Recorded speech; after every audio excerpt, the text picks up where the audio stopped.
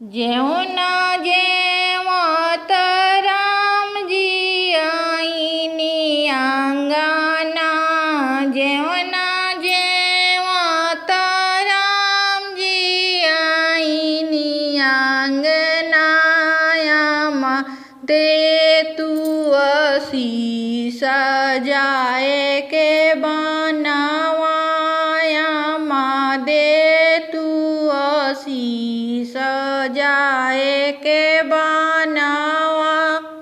बाबू काहे के जन्म ला जाए के बनावा, बाबू काहे के जन्म ला जाए के बनावा। विधि बरे माँ के लिखल मेटैबो बनावा, विधि बरे माँ के लिखल मेटैबो बनावा। पनिया पियत रामजी आईनी अंगना, पनिया पियत रामजी आईनी अंगना, आमा दे तू आशीष सजाए के बनावा, आमा दे तू आशीष सजाए के बनावा। बाबू काहे के जन्म ला जाए के बनावा, बाबू काहे के जन्म ला जाए के बनावा। विधि बरे माँ के लिखल मेटैबो बनावा, विधि बरे माँ के लिखल मेटैबो बनावा।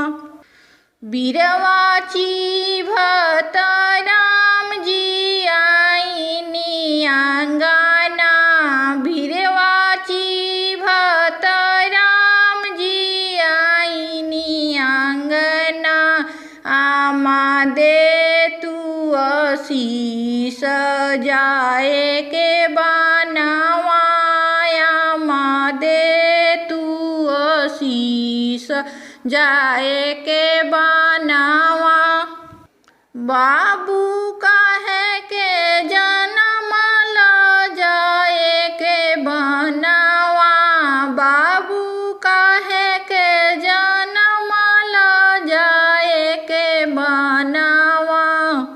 विधि बरे माँ के लिखल मेटैबो बनावा, विधि बरे माँ के लिखल मेटैबो बनावा।